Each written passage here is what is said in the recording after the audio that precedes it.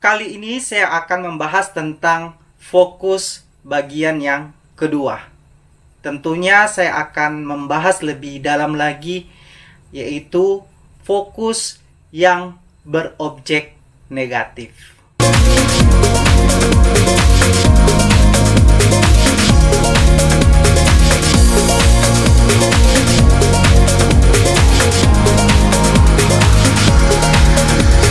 Di video saya sebelumnya, saya sudah pernah mengatakan bahwa fokus adalah pusat konsentrasi atau pusat perhatian terhadap sebuah objek. Ya, tentunya ada objek yang positif dan tentunya juga ada objek yang negatif. Dan kali ini saya sangat tertarik sekali untuk membahas untuk objek yang negatif. Kenapa saya tertarik untuk membahas fokus yang berobjek negatif? Karena sebagian besar banyak orang lebih memikirkan negatifnya dibanding positifnya. Kenapa seperti itu? Karena banyak orang tidak berani mengambil sebuah resiko atas setiap pilihan yang terjadi di dalam hidupnya. Sehingga ketakutan-ketakutan, kekhawatiran-kekhawatiran menjadi sebuah kapten di dalam dirinya. Dan hal ini sangat mempengaruhi dalam sebuah pencapaian apa yang kita impikan selama ini. Dan ini sangat mempengaruhi terhadap apa yang selama ini kita sudah susun ataupun kita rencanakan. Salah satu contoh yang saya akan ambil adalah apabila kita memilih sebuah keputusan.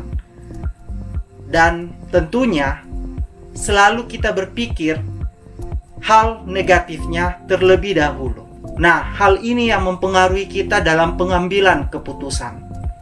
Sehingga ada ketakutan-ketakutan di dalam menjalani sebuah planning yang sudah tersusun.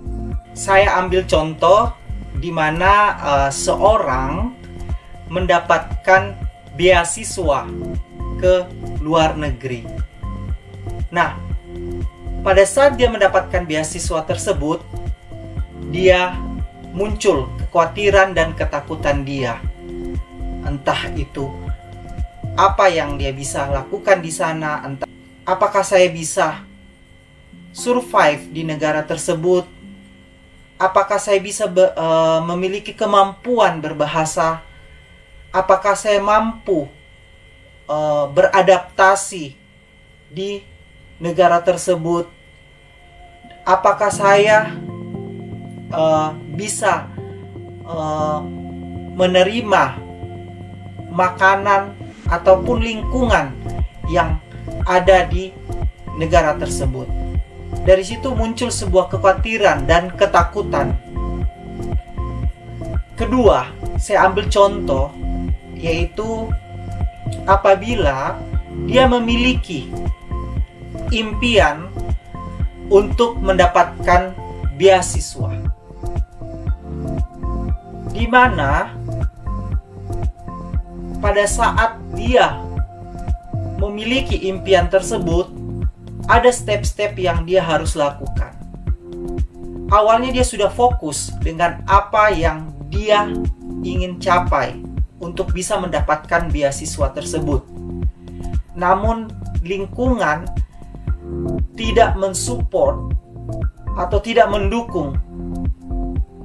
Ya, mungkin karena ada beberapa rekan dia yang sirik, sehingga muncul sebuah amarah, muncul sebuah kekecewaan, muncul perasaan tidak adil, atau mungkin muncul perasaan-perasaan yang sangat mengganggu dia pada saat dia ingin mencapai apa yang dia impikan.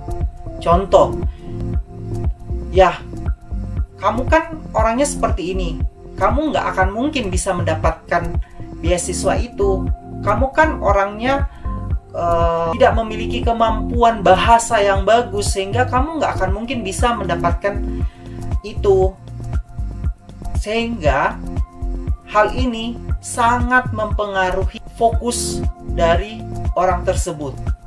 Sehingga terjadi pengalihan fokus.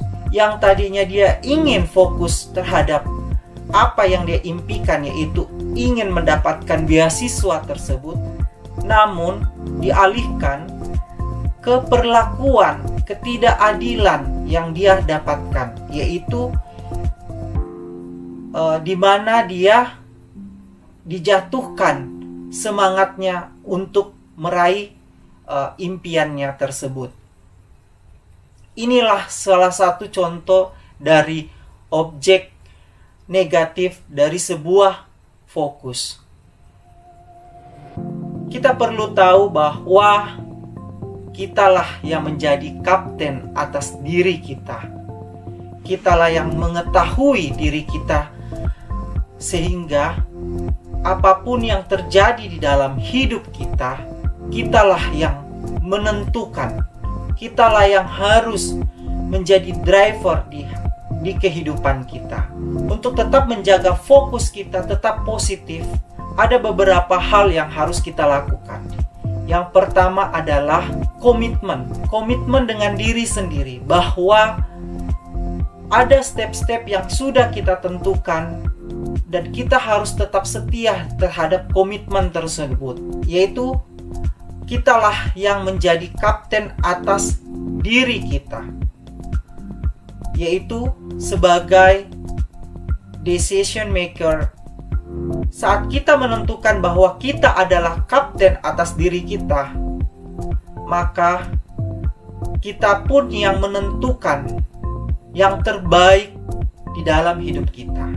Mencoba untuk setia terhadap komitmen yang kita tentukan.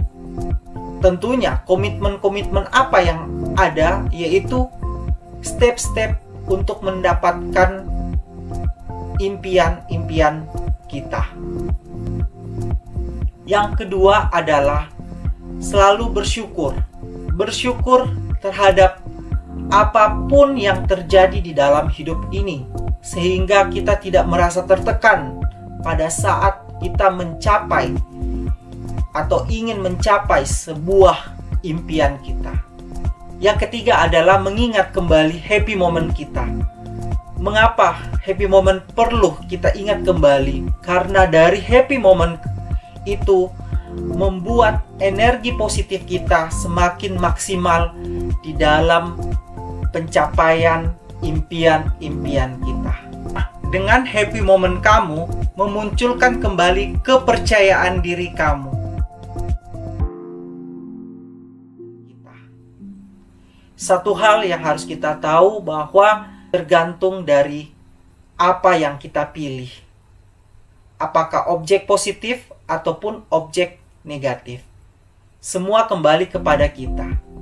Karena kalau kita berfokus pada sesuatu hal yang positif, maka positif pun yang akan kita dapatkan. Tetapi kalau kita tetap berfokus pada hal yang negatif, maka hal negatiflah yang kita akan tarik untuk bisa menjadi sebuah kenyataan. Mulai sekarang, jadilah kapten atas hidup kamu, karena kamulah yang menentukan masa depan kamu, dan kamu pun yang bertanggung jawab atas hidup kamu.